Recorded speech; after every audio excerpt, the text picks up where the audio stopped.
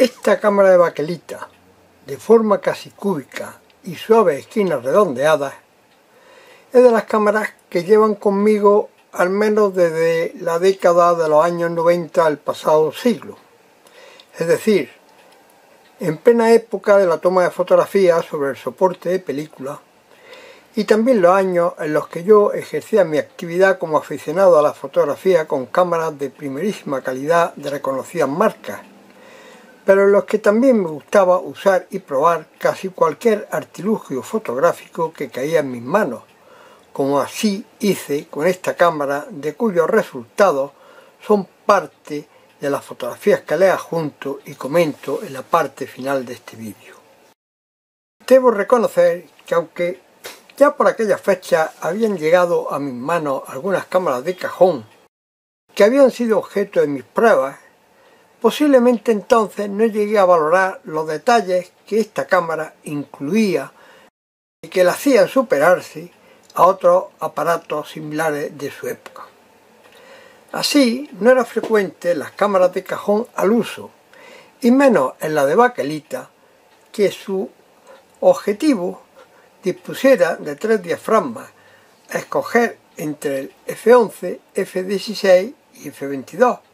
que ya permitían un mejor control de la luz que podía llegar a la película, aunque esta cámara dispusiera de una sola velocidad de disparo. Como tampoco entraba en lo corriente que su distancia de enfoque estuviera preparada para escoger, además de las tomas a lo que se supone era la distancia hiperfocal de su objetivo, entre los 4 metros y el infinito, también a una distancia de 1,5 metros, lo que nos posibilitaba la toma de retratos y encuadre en general a esa relativamente cercana distancia. Su visor de tipo periscopio o reflejo, aunque de tamaño muy inferior al de las cámaras TLR y otras con visor a nivel de cintura en aquellas fechas al uso, resultaba familiar y equiparable a aquellas, siendo de visión clara y facilitando un fácil encuadre al disponer de lente de observación, en contra de otras cámaras de cajón con diminutos y oscuros cristalitos esmerilados en que había de encuadrarse las tomas. El acceso a su interior para la colocación y cambio de la película es sorprendentemente fácil, pues estando la rueda de arrastre en la parte en la que se monta la película, no es preciso tirar de ella antes de separar el frontal de la cámara del resto del cuerpo, bastando tirar suavemente de ambas partes hasta que se separan. Vemos que son 2 flejes unidos al frontal y chasis metálico que se separa de la carcasa que lo cubre, los que se encargan de presionar los laterales internos de la carcasa, asegurando la unión y cierre hermético a la luz entre ambas partes, quedando garantizada su estanqueidad al paso de la luz por el ajustado machembrado entre los bordes del frontal de cámara y carcasa, ambos de baquelita. Al fondo y centro de la carcasa observamos la ventanita que nos habrá de servir para ajustar el paso de los fotogramas por sus numeraciones del 1 al 12, que son las tomas que la cámara nos permitirá hacer sobre un rollo de formato 120. Si retiramos los 4 tornillos que unen el chasis metálico que encontramos en su interior al frontal de su cuerpo de baquelita, podemos de una parte observar el interior de dicho frontal con los sencillos mecanismos que, controlados desde sus diales frontales, nos permiten establecer con el situado a la izquierda de su frontal los diafragmas en los valores de 11 con la chapita giratoria retirada y que evidentemente es su valor de mayor abertura, o girándola interponer los agujeros en dicha chapita existentes que reducen dicho diafragma a los valores de 16 y 22 según se rotula sobre el dial selector de los mismos. Asimismo, nos permite apreciar el elemento óptico que no deja de ser una pequeña lupa, que interpuesto en la trayectoria del objetivo de la cámara, permite establecer el punto de enfoque del menisco simple que constituye el objetivo de la cámara en la posición indicada sobre el dial derecho de su frontal a 1,5 metros de distancia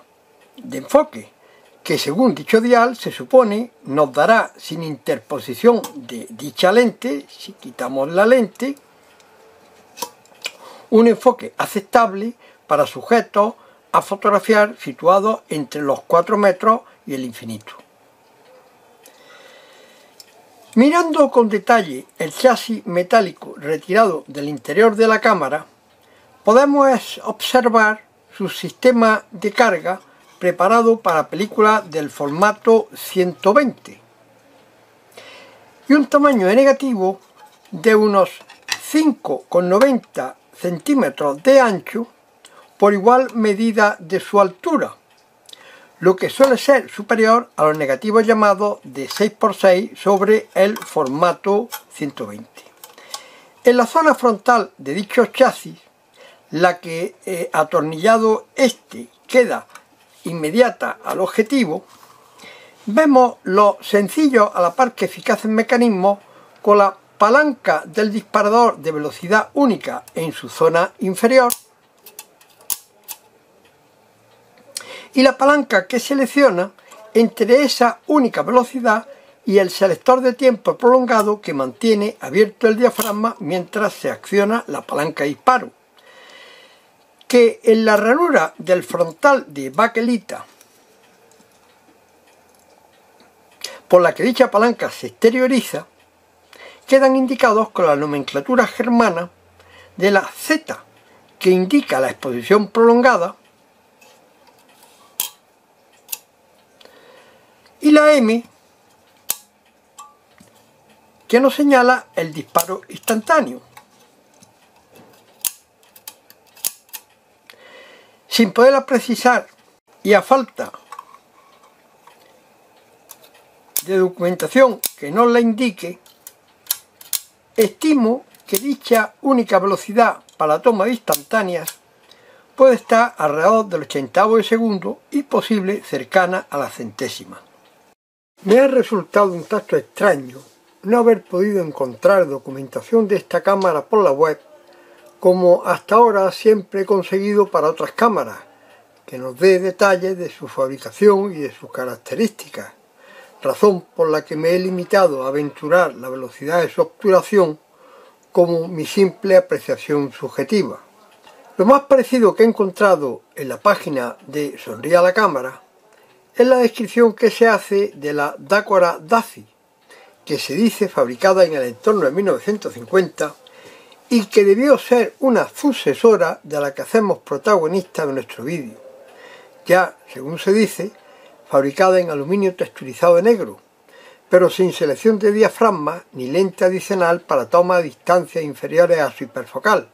aun cuando conserve cierto parecido de forma, visor y formato de película con la que es el objeto de este vídeo. Una búsqueda más genérica como cámara de baquelita nos lleva a una venta en el portal de eBay, donde en Alemania se vende una al módico precio de 19 euros, más otros 20 de gastos de envío, si bien en sus detalles, que traducimos mediante Google, además de darnos alguna información sobre dicha cámara, también señala sus defectos y que se vende como pieza de colección sin garantía de funcionamiento. Con la suerte del perfecto estado de la que cayó en mis manos, pasamos a ver y comentar las fotografías que con ella fueron tomadas. De más de 5 años al menos, era mi error cuando al principio del vídeo calculaba desde cuándo esta cámara estaba entre mis manos, pues la fecha en que por primera vez probé y tomé fotografías con esta cámara, localizado aquel negativo en mi archivo, resultó que estaba fechado al 21 de octubre de 1984, es decir, hace justamente 40 años. De dicho negativo, que es de señalar era un HP5 de Ilford, le dejo contacto ampliado de algunos de sus fotogramas, tomados de las vistas del que por aquel entonces era mi domicilio, y uno perteneciente a una excursión familiar por los entornos campestres de Motril. De la visión ampliada de estos fotogramas que les muestro aquí, de los que ahora veremos algunos en detalle, creo ya se perciben unos buenos resultados. Sin servir de excusa, sino para poner los resultados de esta cámara en su contexto y precisamente valorar sus resultados, tengamos presente que los negativos de esta cámara de cajón, como todos los modelos de esta denominación y otros similares de su época, no se fabricaban pensando en la ampliación de sus negativos, sino para la obtención de familiares fotografías por simple contacto de los mismos, o acaso una mínima ampliación conseguida de ellos. De ahí seguramente el cuadrado tamaño de 59 milímetros de lado que nos da la Daco, muy superior, como antes ya mencioné, a los habituales tamaños de negativo de 54, 55, 56 milímetros del cuadrado como mucho, al que llegaban otras cámaras de mayores pretensiones que ya estaban fabricadas pensando en la ampliación de sus resultados. Y volviendo a las fotografías tomadas hace 40 años en la prueba de esta cámara, empecemos por uno de sus defectos a tener en cuenta. Como se ve en esta imagen, la sobreimpresión de las exposiciones, y sin necesariamente ser intencionada, es una posibilidad cierta. Para evitarlas, como en cualquier cámara con formato de rollo, que sus mecanismos no lo impidan, la solución de la sobreimpresión es tan sencilla como el hábito del paso inmediato al fotograma siguiente cada vez que disparamos una foto. Ello no supondrá en este tipo de cámaras el tensado de ningún mecanismo de disparo y solo nos queda recordar no volver a pasar a la imagen siguiente en el momento del siguiente disparo, si no queremos dejar un fotograma sin exponer. Y supongo que en aquella ocasión debí darme cuenta de mi error, pues volví a repetir la toma, en esta ocasión de forma correcta, de cuya visión, así como del recorte que da la misma presento simultáneamente, a mí al menos me sorprende la definición que con un simple menisco es capaz de alcanzar esta sencilla cámara con sus ya 75 años de existencia. La última imagen que muestro de aquellos negativos es, como les he dicho, la tomada posiblemente en una excursión familiar en la que yo quise salir fotografiado junto a mis hijos. De este encuadre puede deducirse que, aunque a mi parecer, como antes dije, su visor de tipo reflejo o periscopio es fácil de utilizar, quizá no lo fuera tanto para quien nos tomara la fotografía, a salvo de que le resultara más atractivo el abierto cielo sobre nuestras cabezas que los sujetos a retratar. Como anécdota les diré que el hijo que aparece bajo mi mano izquierda a derecha de la foto es el que 40 años más tarde, a primero del corriente año 2024, tomó el último carrete disparado con la Daco, que a continuación paso a mostrarles y comentarles. Aclaro que ese carrete es un 120 recargado, según ya se ha explicado en anteriores vídeos, con la película Agfa Bifot para fotografía aérea, que si en calidad no puede competir con el Ilford HP5 de las primeras tomas, y hace 40 años, sí que sale al menos a un económico costo. De los contactos que muestro, tanto de los negativos como de los positivos de estas últimas tomas, creo que a mi parecer ya puede deducirse un buen resultado de esta última prueba. La primera foto que muestro de las tomadas por el señalado hijo mío en la foto de hace 40 años es la que él me hace al inicio de la pasarela colgante que hay en la cercana localidad de Torrenueva, en la que, como pueden observar, tengo en las manos una pequeña cámara